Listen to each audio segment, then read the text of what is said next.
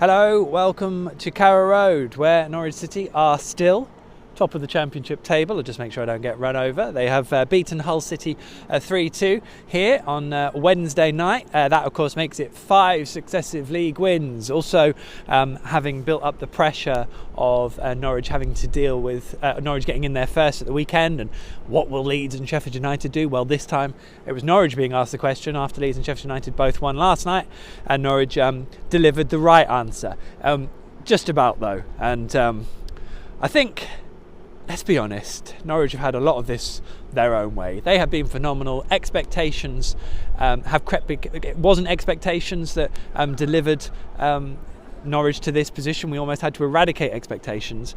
Those expectations are back, yet it's not what got Norwich to here, so they can go away again because we don't really want them hanging around. But they have had things their own way. They've been phenomenal. So I'm just going to be a bit brutal tonight because I have a few issues. Let me take you through the game very briefly. Norwich were 2-0 up after 14 minutes with 2 goals in 3 minutes. Wonderful solo goal from Marco Stiepermann, which he's just told me was probably his favourite goal in his career. And of course a man who has been scoring a few this season, which is great, and had a lovely chat with him after the game. Actually, you'll get to see that on PinkUn.com. Emi Buendia then popped up with the second. It was kind of made by PinkUn and Hernandez, I think, off the top of my head, but underpinning both of those goals, because Hull made a half-decent start going forwards, but defensively they were atrocious, and they'd conceded 13 goals in 4 successive league defeats up to this point today, so maybe it was understandable that it was another evening where they were looking a little bit ropey defensively and struggling a tad. Then Norwich had that kind of thank you, gents. Bless you. Normally they swear at me, so thanks, gents. I'll take that. That Norwich's record of conceding goals in the 5 minutes either side of half time is atrocious. It's basically that and their penalty record this season that are the real sore points. And again, Norwich conceded on the stroke of half time. It came from a poor piece of play from Tim Krul. It was a heavy touch that meant they had to get rid of the ball too quickly. A lot like we saw against Swansea, really needless heavy touch. And of course teams are going to put him under pressure because they've watched how Norwich play all season. So that's going to happen, and it will happen more. It will happen more now as well. And in fairness, Mark Pugh took the goal really well. Obviously, I think he's on loan from Bournemouth. I don't know if they bought him, but really good player, Mark Pugh, and in off the inside of the far post. So that was nervy, and so were the next 15 minutes. Actually, it all got a bit nervy for Norwich because again, the pressure. It was plain sailing. It could have been 4 or 5-0 in that first half. Hull was so poor defensively. Norwich got themselves back with a 2-goal lead. Emi Buendia with the most outrageous of flicks to set up Teemu Pukki. He couldn't quite take the ball properly, but he then set Buendia back up and he nutmegged David Marshall. Wonderful finish.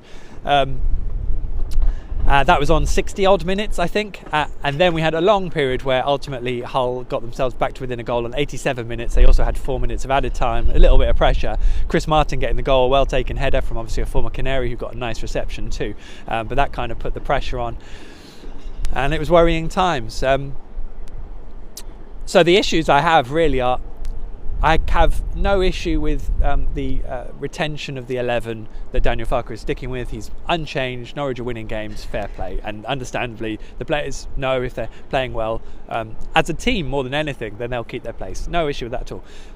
But in a game like tonight, 60 minutes, you've just gone 3-1 up. You've got a fantastically strong bench.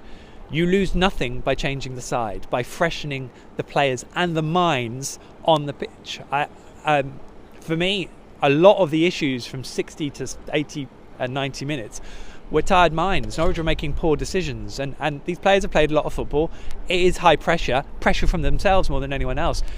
But why make life so hard for yourself? I talked a lot last season about just don't make the tariff of difficulty too hard for yourself. Do what you can that makes your chances of winning. If you're going to such marginal gains, why would you make anything hard for yourself? And to me, the benefit of giving Maurice Leitner, Mario Vrancic, Jordan Rhodes, whoever, 25 minutes instead of 5 at the end could be huge when we go to Rotherham on Saturday, when again the same 11 have clocked up another 85 plus minutes. It's a lot. It's a big workload. You're asking a lot. They're in a rhythm, don't get me wrong, they're winning games, you can't complain, but do you give yourself a better opportunity by, in a situation where you're 3-1 up at home in a good situation, to give really good players some minutes? They won't let you down. They're not going to cost you anything compared to the players out there. There are players out there doing okay. Kenny McLean, again, he's doing okay. But you're not going to lose anything by someone stepping into that role, someone who's doing very well and did very well earlier in the season. I do have an issue with that. I do have an issue with then, in the 85th minute, the substitutions being quite formulaic. And, I think Paddy next to me said, it's substitution by numbers almost. I don't know if you'll appreciate me quoting him there, but, the pre-prescribed substitutions. So I have an issue with that. I also have an issue with the complacency. Now, we talk a lot about no complacency. Brilliant, that's great. Of course we don't want complacency. But, for the final 30 minutes, the crowd were chanting about a hat. And they were trying to send a bobble hat to Delia, and then when it didn't get there, they wanted it back. And that was going on for about 10 minutes. And I tell you, at the end of those 10 minutes, Chris Martin scored. Now, where are the crowd? Like, I get what you're doing. It's funny. But it wasn't 8-0. Like, where's the crowd? That's complacent. That's complacent. If players were doing that sort of thing, you'd be like, what are you doing? And it know that there was totally relaxed, and everything. It just taken the feeling out of the game, and most people probably thought that the job was done.